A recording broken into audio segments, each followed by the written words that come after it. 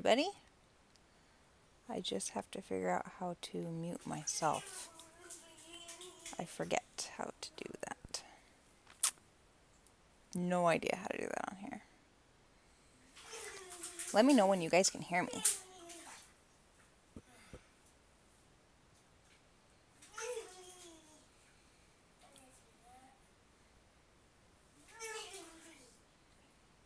Can anyone hear me yet?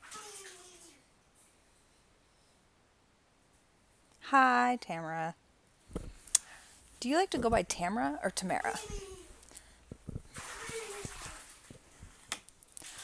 Okay, well, since I'm late, even if it's just one person, okay, Glenn, listening in, I thought that I'd just go ahead.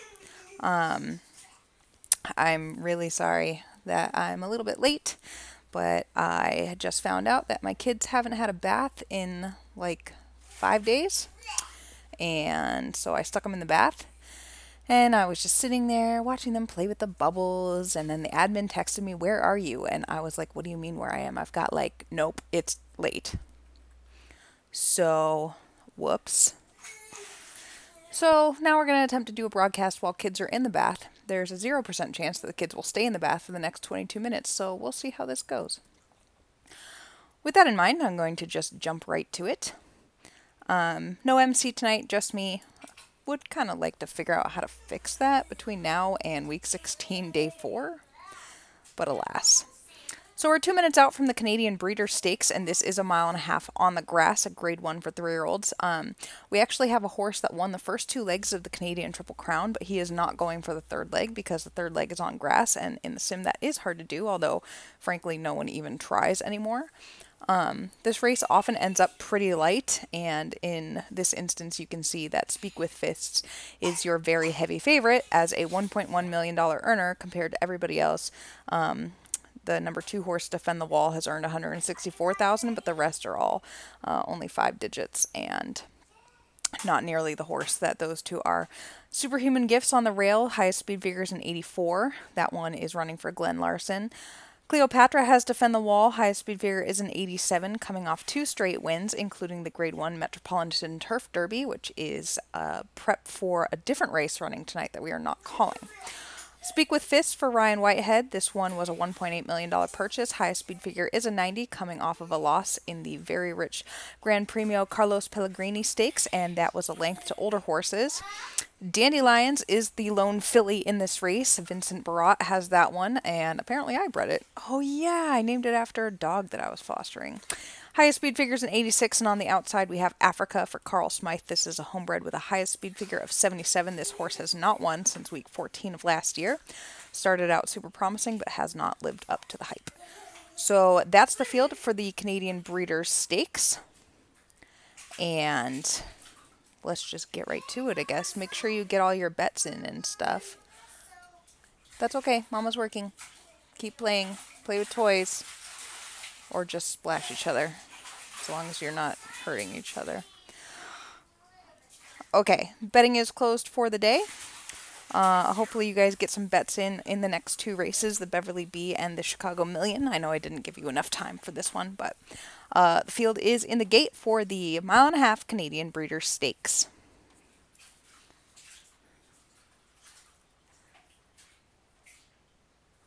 They're off, and Speak with Fists was 1 step slow, but the rest were away well, and now Speak with Fists is hustled up to go to the front end.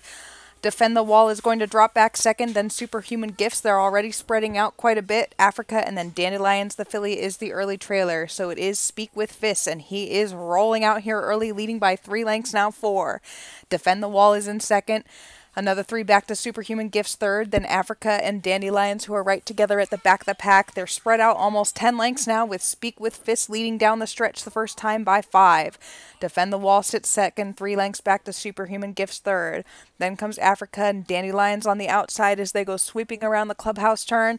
And it is Speak with Fists, and he is on a rampage today. He's leading by 8. Defend the Wall is in second, 6 back to Superhuman Gifts third. Dandelions has moved up a bit to pass Africa, and that one's asked for more as they're strumming down the backstretch with Speak with Fists leading by 8 lengths still. No change in order. Defend the Wall, Superhuman Gifts, Dandelions, and then Africa. They've got a half-mile left to run in the Canadian Breeder Stakes. And Speak with Fist still leads, but his lead is down to 5. Defend the Wall is in second, trying to close. Here comes Superhuman Gifts third. The others are far back as they reach the top of the lane and Speak with Fist, but his lead's down to 3. It's Superhuman Gifts coming after him. Speak with Fist has more, though. He starts to kick clear. Superhuman Gifts trying to go with him, then Defend the Wall, and the rest are far back. It is going to be Speak with Fist, and he was never challenged today. Speak with Fist under the line by a length and some. Superhuman Gift second, Defend the Wall third, then Dandelions and Africa.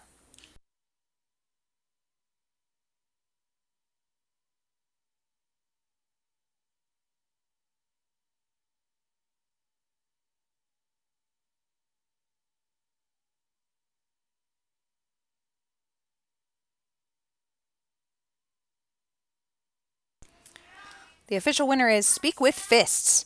He's a 3-year-old black colt by Kingsman out of Forest Shock by Two-Toned. He was bred by the steward and is owned by Ryan Whitehead, who paid $1.8 million for him, and he's now earned 1.4-ish, 3-ish.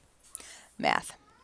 Not my best thing. The best part about Speak with Fists, besides his excellent headshot, is that he has a companion cat named Fat Cat.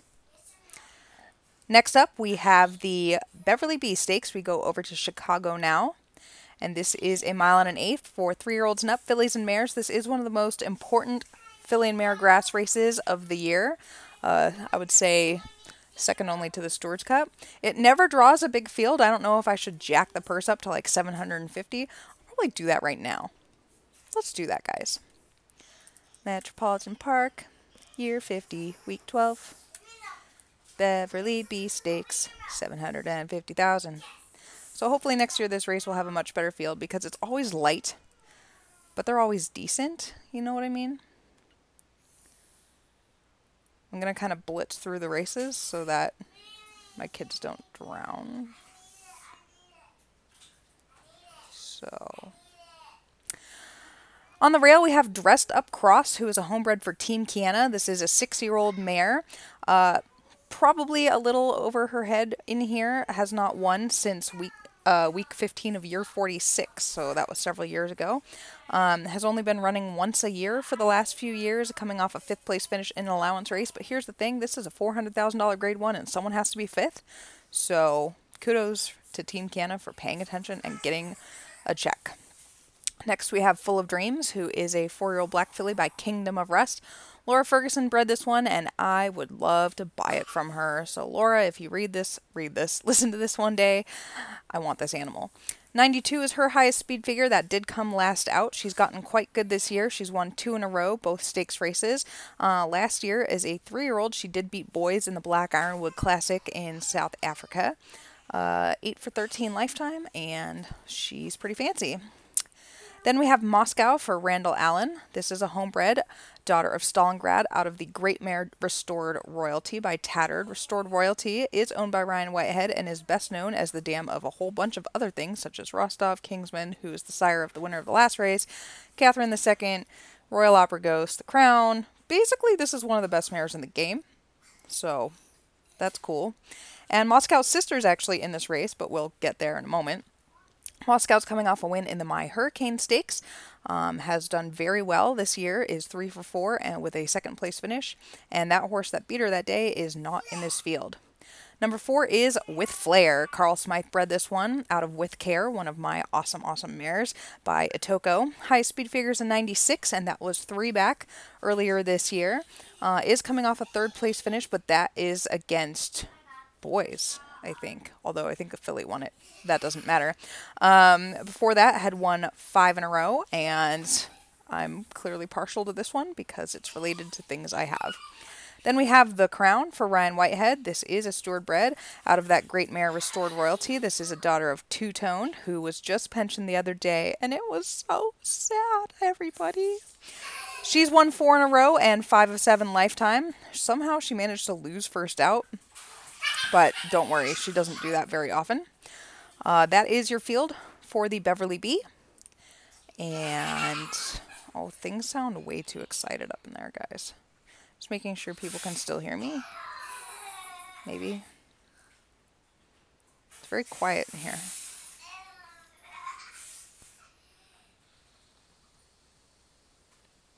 I don't mean my house.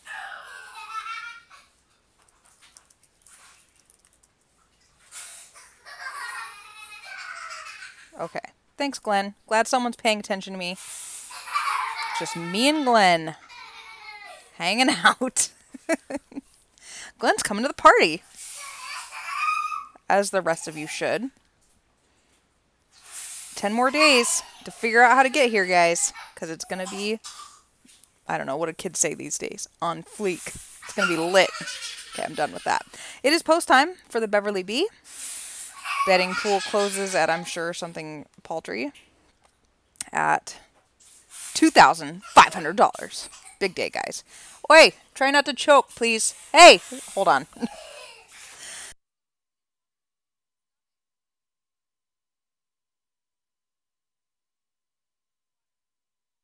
Good Lord. Okay, they're off. In the Beverly Bee Stakes in Moscow was one step slow, but the rest were away well. It is going to be a battle for the lead early with Flair bolting out, and Moscow chases that one. Those two put themselves clear of the field early. The Crown settles back third, and then Full of Dreams. Dressed Up Cross is going to be the early trailer as they go into the clubhouse turn, and it is with Flair and Moscow trading head bobs down the lane. Here's the Crown, 3 lengths back third, then 2 back to Full of Dreams. 3 more lengths to Dressed Up Cross, who's steadily dropping back. She just needs to make it around the racetrack for a check, and up front we have a battle still with Flair, and now Moscow. Moscow takes over the lead by a neck. With Flair's got 5 lengths on the Crown, another 6 back to Full of Dreams. Dressed Up Cross is a good 16 lengths from the leaders as they come to the half-mile pole, and it is still Moscow. With Flair trying to stick with her, they've got 2 lengths on the Crown. The Crown's now being asked for more. Full of Dreams has 10 lengths on Dressed Up Cross. They're coming to the top of the lane, and Moscow still has her neck in front. With Flair still battling on, the Crown comes up rallying on the outside. Now we're down to 3. Full of Dreams trying to get involved, but she's going to have to do more. It's Moscow with Flair and the Crown. 3 across the track battling to the wire. It is Moscow still with Flair, the Crown, and they're going to come to the wire with Moscow never giving an inch, and Moscow's going to win the Beverly Bee by a neck. With Flair and the Crown and a photo finish for second. Full of Dreams right there fourth. 13 lengths back to Dressed Up Cross.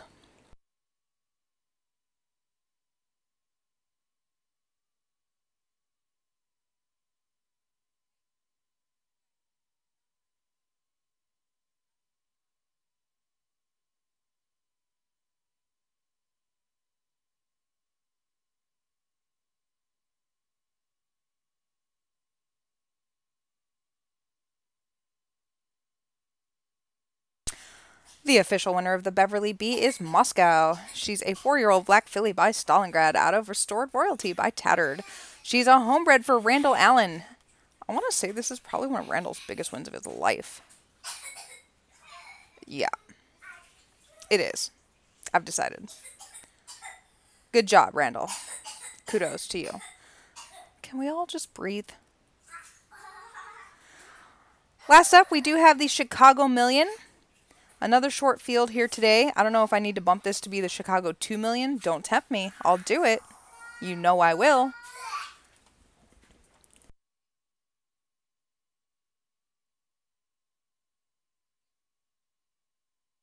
I really hope the mute button works on this program. Yeah, field of 5 going 1.25 miles for $1 million on the grass. And we do have another heavy favorite in here. That is Summerlin for Nina Olson on the outside. First on the rail, we have I See My Way Home, and this is a Laura Ferguson steward bred that she paid $5.7 million for. He is now 7.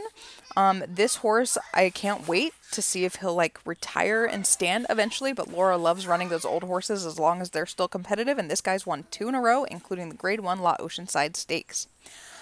Number 2 is Moonscape for Ann Conrad. This is a $3.8 million stewardbred purchase by Electric Blue out of Renewed in Spirit, who's a special mare to all of us and is the second dam or the sister to the dam of a really good 2-year-old this year. So yeah, this one's highest speed figure is a 90, and that was against boys in a Grade 1 last year. And there was just a really loud crash, and I have no idea what it was, but it's not related to children, and that freaks me out. Number 3 is Takeoff for Glenn Larson, another steward bred. This one cost $1.6 million, has only earned $24,000 back. So I'm going to go out on a limb and say that Takeoff is going to definitely help that out today by finishing at least 5th in a 5-horse field in a $1 million race. Coming off of a 5th place finish in the Miami Turf Handicap, did win the time before that in a non-winners of 3.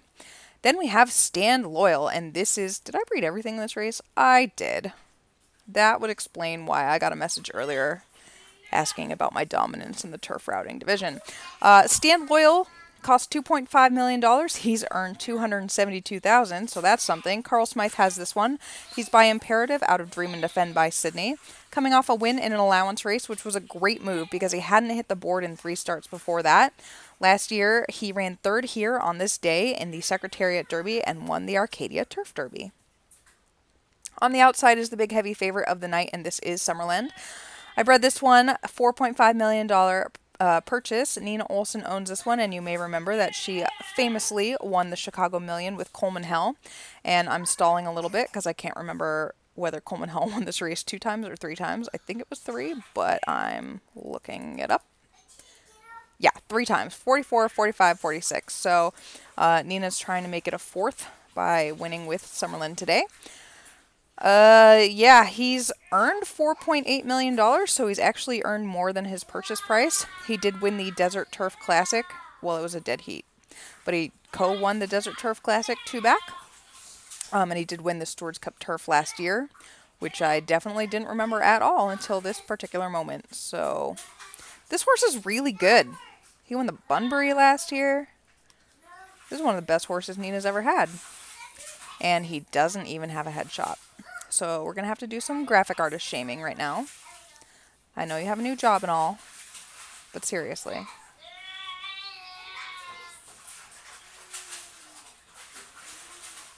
Let's just call it. It's going to be post time for the Chicago Million. The betting pool is going to close at $13,500. I'm going to have a really, really wet bathroom, aren't I? I don't even want to go in there. Maybe I should just call races all night.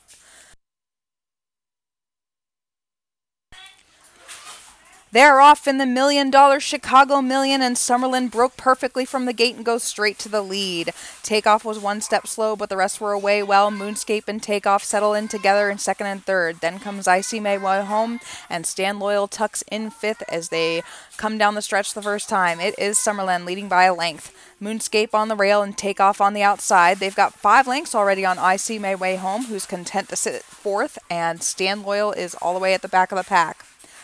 Sweeping around the clubhouse turn and into the backstretch, it is Summerland leading by 2. Takeoff up into 2nd now. Moonscape is 3rd. They have pulled far, far clear of the other 2. They've got 10 lengths on I See My Way Home. Stand Loyal is still the trailer. Down the backside, no change in order. It is Summerland, then Takeoff and Moonscape. 10 back to I See My Way Home. Stand Loyal still trailing, and the race shape needs to change if anyone wants to make a move on Summerland around the turn. He's leading by 4 now, and he is absolutely cruising. Takeoff has stopped. Moonscape doesn't find more. I See My Way Home's closing now. They're at the top of the lane, and Summerland is never going to be challenged today. Summerland opening up again, and he is running easily out here. I See My Way Home up into 2nd. Stand Loyal closing for 3rd. But it is Summerland going to give Nina Olson her 4th Chicago Million. Summerland wins by 3. I See My Way Home 2nd. Stand Loyal 3rd. Moonscape was 4th.